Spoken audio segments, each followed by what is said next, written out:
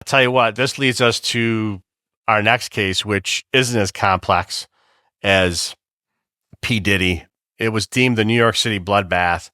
A man with 8 previous arrests in New York City alone this past week went on an unprovoked stabbing spree that left 2 men dead and a woman critically injured.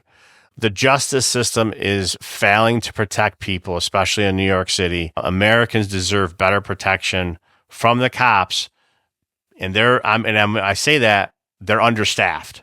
They need more cops out there. The cops are doing the best that they can, but in big cities like this, it is getting crazy. It's getting crazy. Ramon Rivera is the guy's name. He's 51 years old, and that's who was identified as a person of interest and who's currently in custody. Allegedly, David, he had 2 knives, walked around or across Manhattan in broad daylight, and went and did his stabbings yesterday.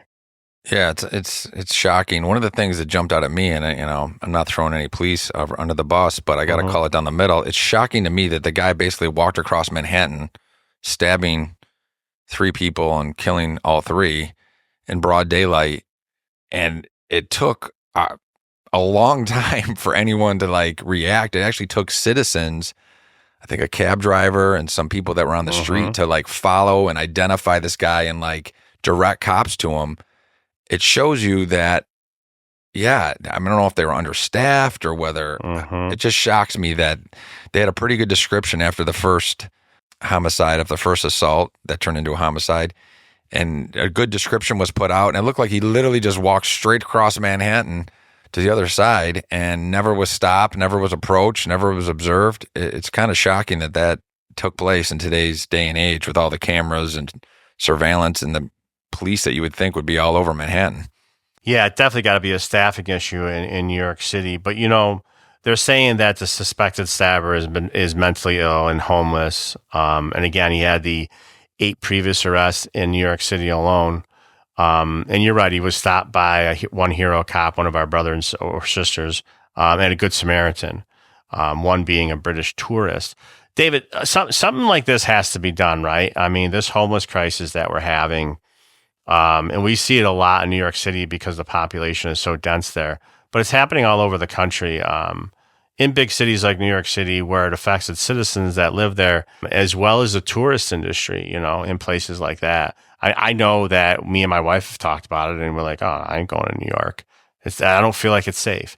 And I don't think that that's propaganda. It's just, I don't want to be somewhere where I have to be constantly on guard, looking over my shoulder. The interesting thing about the homeless crisis, though, David, when we came on the job, think about this, and I was thinking about this when we were doing our research with this bloodbath in New York City.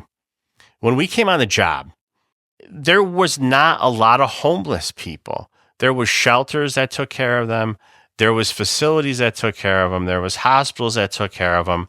You did not see homeless encampments, literally homeless communities where they set up under bridges, under overpasses.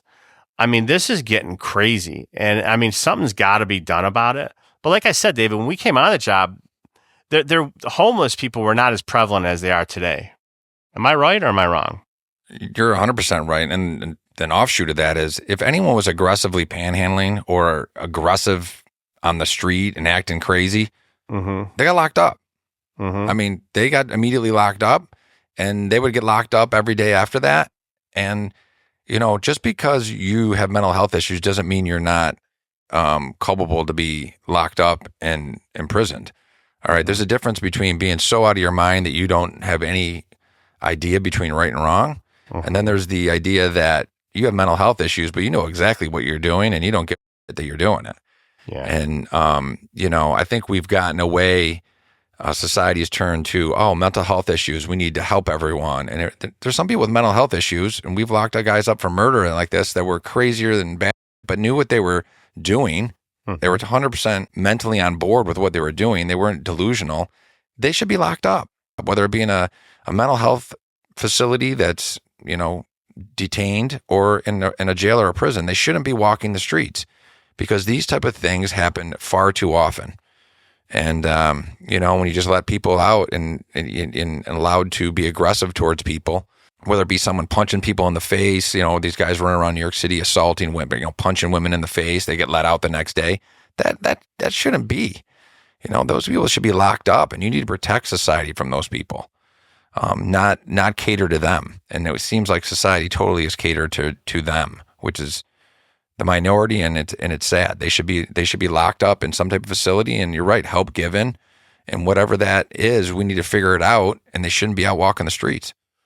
Yeah, that's a great take. I was going to put it up in a bow, but you already did. I mean, usually in these instances, when you did lock them up, at least in the facility, in the jail primarily, there are mental health programs to get these individuals into. At least it's a start. It's better to where we are, right?